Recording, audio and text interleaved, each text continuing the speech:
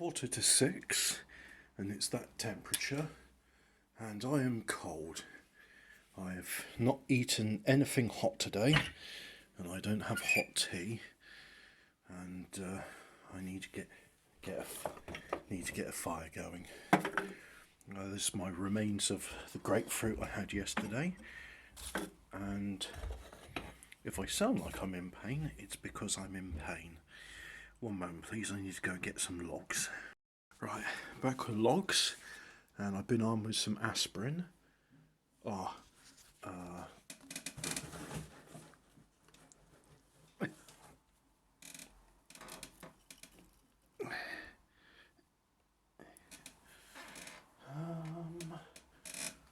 that will do.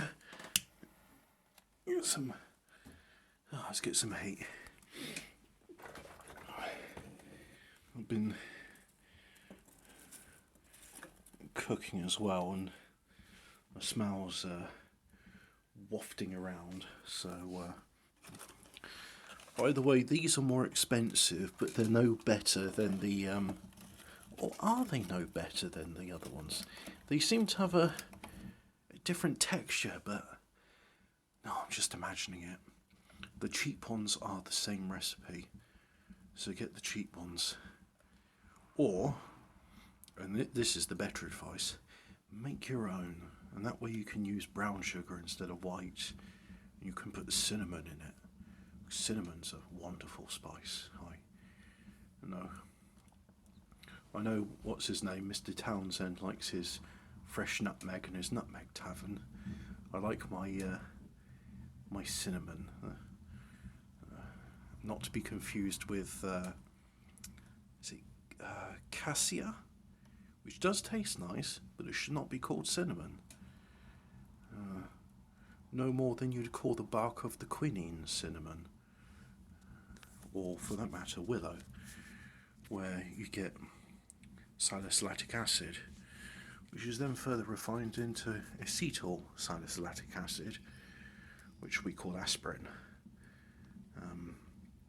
Salicylic acid does have medical uses. It is anti-inflammatory, but it's also quite corrosive, being that it's an acid. So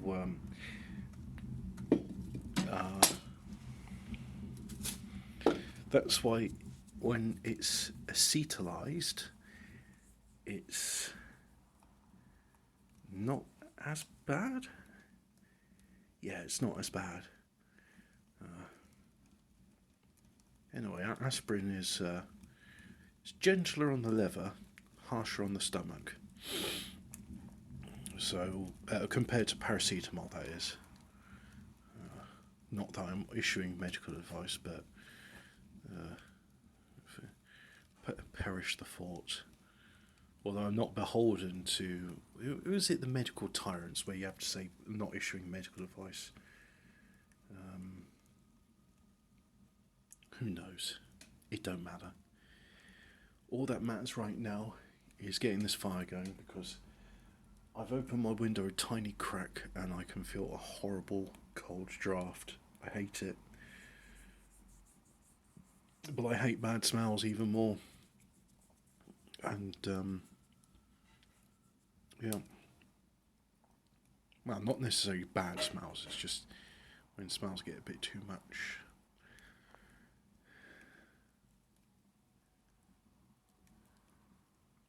Come on, fire, get going. I've learnt my lesson from last time. This needs to get going before I put this on top of it. Otherwise I'll snuff it out. I really want to put it in so I can just leave it, and I need to get some more coal in as well. Oh god. My ankle really hurts. I don't want to do any walking today, and I have to squat down to get into the coal bunker. Ho hum, could be worse. Yep. At least I'm still able to do these things. There will come a time when I'm not able to do these things, and when that happens, I Wow.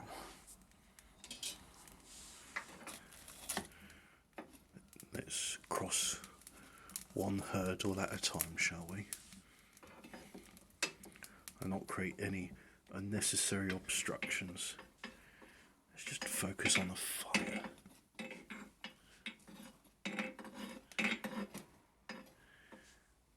That's good, that is. Look, got a flame running underneath.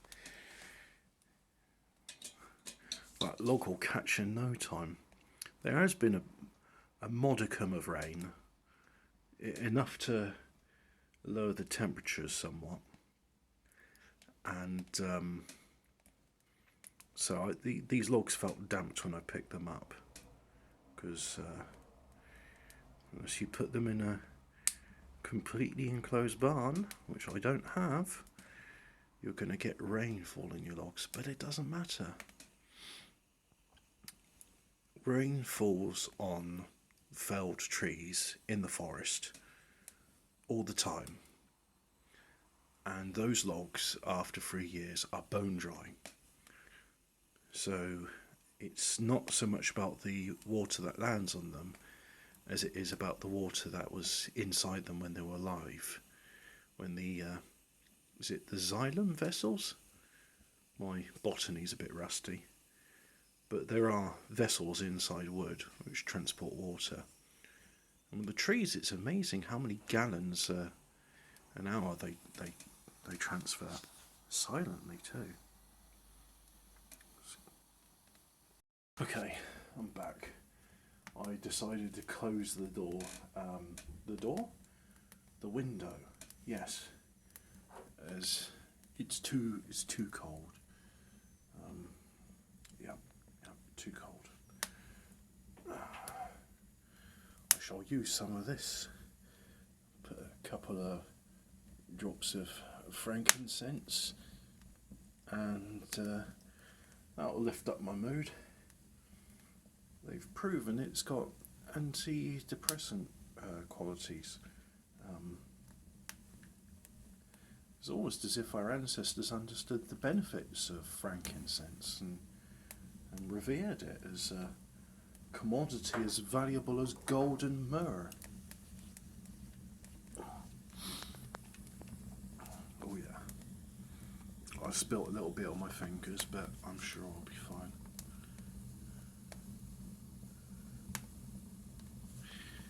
Could see a little bit, just a little bit there.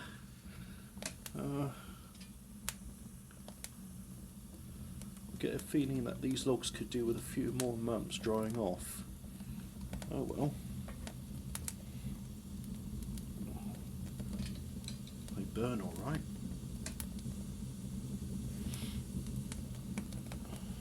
And anyway, you don't want them bone dry exactly. You want them to be, I can't remember what the ideal moisture content is, but after a number of years, you won't get 0% moisture content unless you've got the wood stored in the desert, because, well, even in the desert, there's still traces of water vapor in the atmosphere. But it can only reach equilibrium. You can't have less moisture content in the wood than there is in the thing. And where I live in England, there's a fair bit of water vapor in our atmosphere, more than some other places, and yet we still get regular water rationing and hosepipe bans and what have you. But I think that's due to a lackluster maintenance schedule.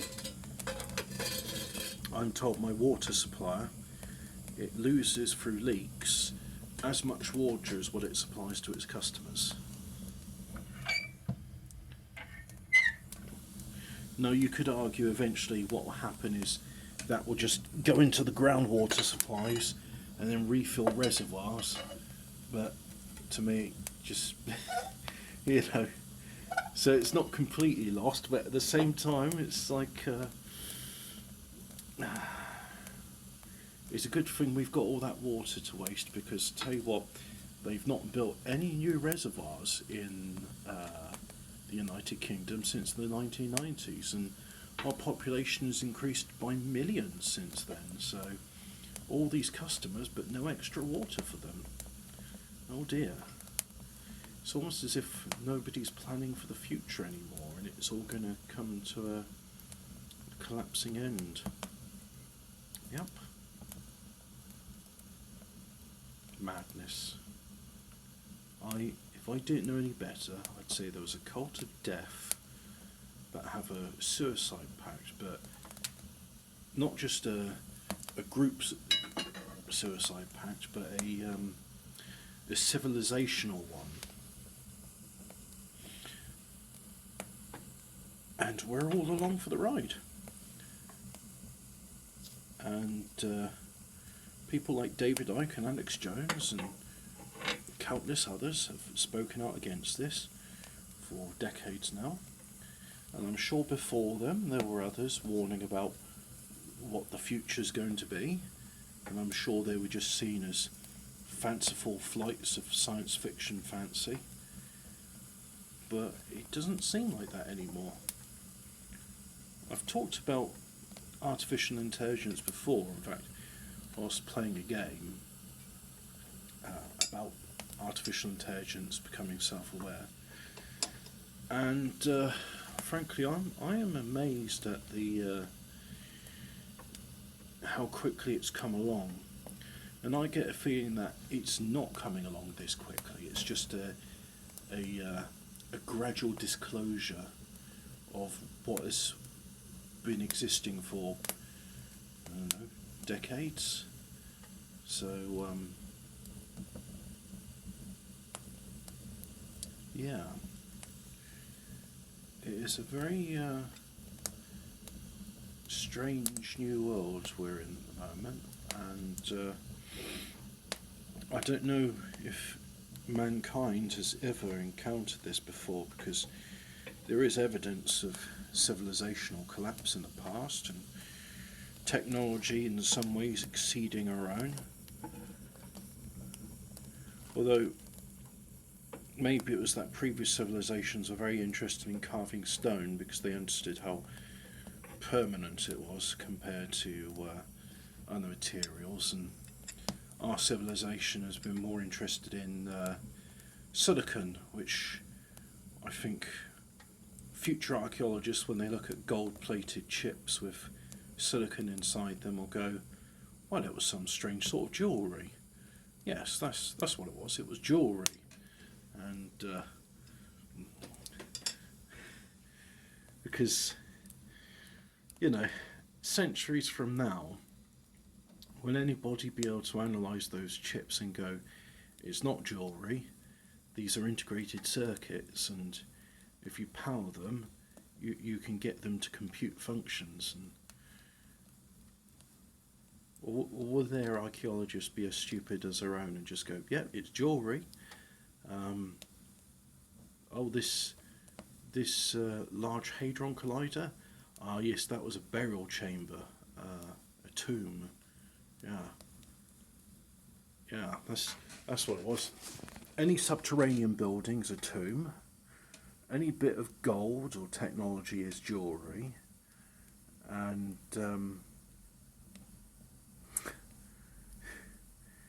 yeah, and then you've got other things. They go, oh, they must have just been decorative objects. We don't know why they built them. Like the Roman dodecahedrons. Not sure what the Romans needed or made the dodecahedron structures for.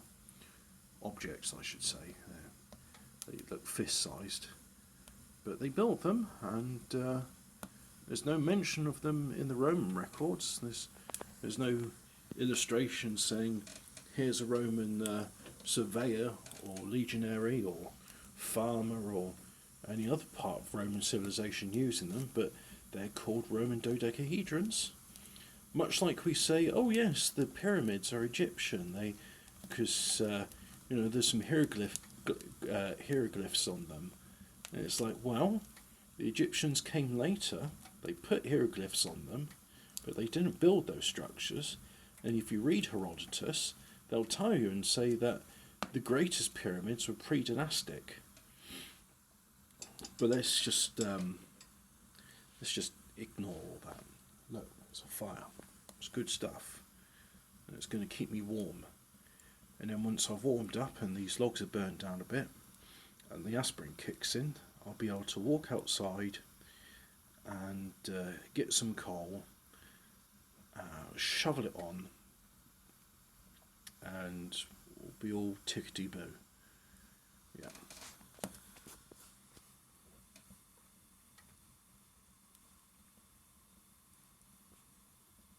Speaking of pre-dynastic Egyptian oddities, they were really into precision engineering. They had vases with absolutely symmetrical, and you could say, oh well, you know, if you've got a potter's wheel and some clay, a good craftsman can make very precise things. It's like, yes, but within like a few thousandths of an inch. It's very regular, and then you could say, well, turn it on the lathe. People get very precision engineering using lathes, and it's like, well, these vases are 18,000 years old at least, which predates the invention of the wheel, and you need wheels in order to have a potter's wheel or a lathe, and they were made out of granite or materials harder than granite, like dolerite, I think that's what it's called. Up there with corundum for hardness. And these are not homogeneous materials. I mean, I have used lathes and pillar drills in the past, and I've machined mild steel, brass, and aluminium, but I've never thought to turn a lump of stone on a lathe, because I know if I was to put a cutting tool to it, even a tungsten carbide one, yes, it would cut, even granite. However, if you've got a chunk of quartz or mica in there, it's going to rip the chunk out. I'm not sure that these pieces were turned on a lathe. And you could say, oh well, it's not using cutting tools, it's using abrasives. And I thought, well, yeah, okay, that could work. It could work, but the precision involved, to me, it's not using copper tools. It would have to be some sort of lathe or other precision machining piece of engineering. I mean, you could say it's something even more exotic, like, oh, they used sound and it turned the stone into a liquid or a plastic-like material, which could be easily deformed and shaped. And you could say, well, we've got evidence of that in the Bible because the walls of Jericho fell when trumpets were blown. And we even see it to this day with earthquakes, where there's just things that look solid, you know, the solid rock, suddenly just turns into mud and liquid, and the buildings just sink into it, and they too liquefy. It's very surreal,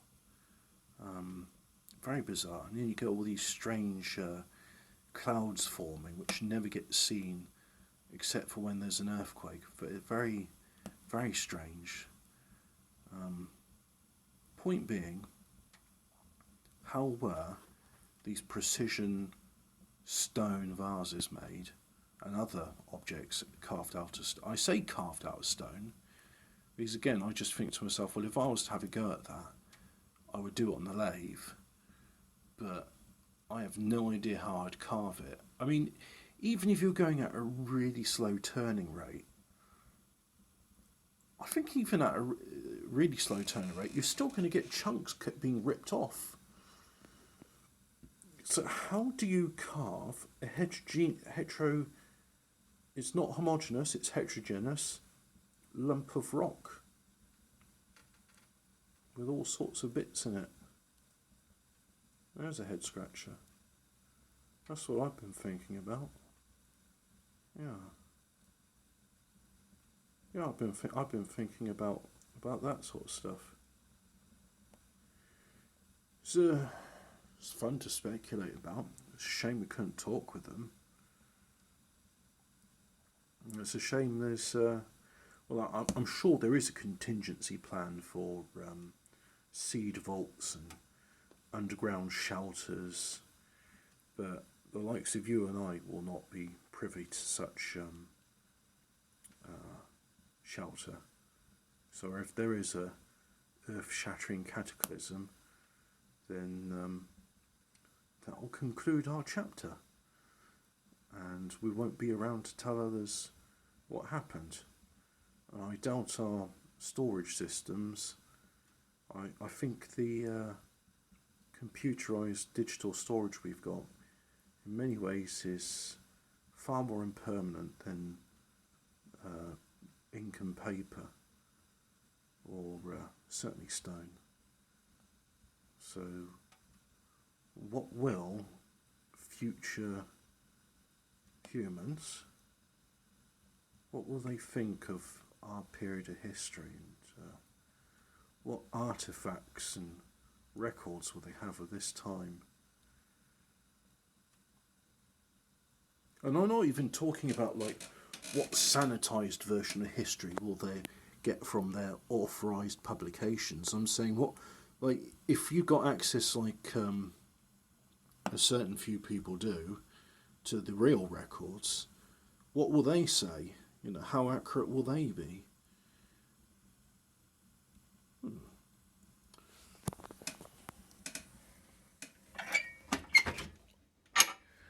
I guess we'll never know.